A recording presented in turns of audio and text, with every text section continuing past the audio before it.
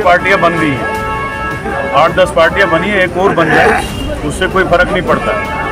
जम्मू के लिए इस पार्टी को लॉन्च किया गया बीजेपी की तरफ कि जम्मू में रीजनल पार्टी हो, कांग्रेस का वोट डिवाइड हो। वो यही था कि 20 से 25 लाख वोट जहाँ जुड़ रहे हैं, लेकिन वो उसकी क्लियरिफिकेशन दबे अल्फाजों में करता है, अंदर मीटिंग में करता है। उसने कोई ऐसा कुछ नहीं कहा, प्रेस नोट नहीं दिया, कुछ नहीं कहा।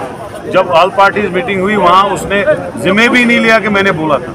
लिहाजा उसके लिए ऑल पार्टीज मीटिंग चल रही है, आगे भी आगे मीटिंग है, इसके लिए हम लड़ेंगे। कांग्रेस 2014 में मुफ्ती मोहम्मद सईद साहब ये लोगों को फिर बोल रहे थे कि अगर बीजेपी से कोई बचा सकता है तो मुफ्ती बचा सकता है। और इतनी आइडियोलॉजिकल डिफरेंसेस थे, हर चीज़ था, लेकिन अंदर से पूरा सिस्टम फिट था। जहाज भी बीजेपी की थी, कैंपेन भी बीजेपी की थी, पैसा भी बीजेपी की, और बाद में गवर्नमेंट भी आपने देखी बनते हुए। ये कौन बेवकूफ़ होगा जो आपको इलेक्शन से पहले बोलेगा कि हाँ जी मैं बीजेपी के साथ। एक ही ने गलती की, मोदी साहब और अमित शाह जी को गले मिल के आया और उसका खामियाजा वो भुगत रहा। ये क्यों बोलेगा? इसे शूट पॉलिटिशियन। ये आपको बोलेगा क्या मैं बीजेपी के साथ? ये तो इलेक्शन के बाद ही आपको पता चलेगा इसका मामला क्या था। को डेमोक्रेसी का यही मतलब होता है, डेमोक्रेटिक सिस्टम में इलेक्शन टाइम पे होना चाहिए।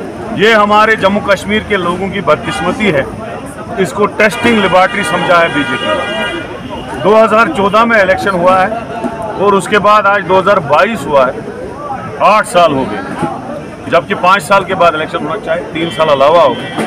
अभी भी बीजेपी को कोई ख्याल नहीं है इलेक्शन करने का।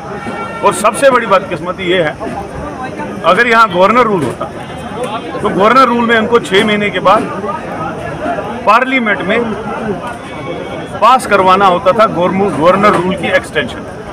लेकिन इन्होंने क्या किया, उन्होंने स्टेट को यूटी बना दिया और यूटी में कोई ज़रूरत नहीं, आप 10 साल रखो, 15 साल रखो यूटी की हुकूमत, कोई ज़रूरत नहीं है इलेक्शन करने। तो हम कंडम करते हैं कि इलेक्शन क्यों नहीं हो रहा है। वी आर रेडी, हमें कोई इलेक्शन में कोई मतलब हम चाहते हैं इलेक्शन जल्दी जल्द हो। और सबसे बड़ा दुख हमें ये है कि जो बीजेपी ने हमारी स्टेट को तबाह करके टुकड़े भी किए और उसको यूटी भी बनाया। और इस स्टेज से मैं ये कहता हूँ कि हमारी स्टेट को जल्द अज जल्द बहाल किया जाए, जो ज़मीनों की राइट है। और मैं खासकर स्टेट सब्जेक्ट को, जो महाराजा ने 1927 में हमें स्टेट सब्जेक्ट दिया था, वो स्टेट सब्जेक्ट हमें दोबारा मिलना चाहिए। उस स्टेट सब्जेक्ट में से हमारी ज़मीनों की भी जो सिक्योरिटी थी वो थी। हमारा जो अभी 20 से 25 लाख वोट कहा गया कि बाहर वाले यहाँ डालेंगे, वो भी नहीं आते।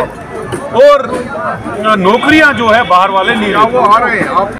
पार्टियां बन गई हैं, 8-10 पार्टियां बनी है, एक और बन जाए उससे कोई फर्क नहीं पड़ता है।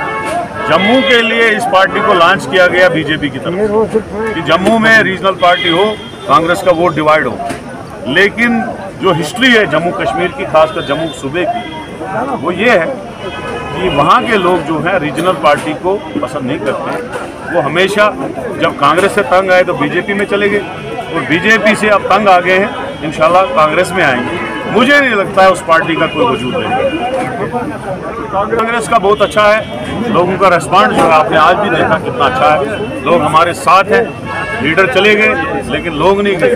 आपने कल भी देखा उनका बारामूला में 8-10 लीडर जुड़े थे जलसा करने के लिए, बाद में आधे से ज़्यादा जलसा खाली था। आज हमारे इधर कोई कुर्सी खाली थी, 2000 अगर कुर्सियाँ लगी थी, सारी फुल थी, लोग खड़े भी थे।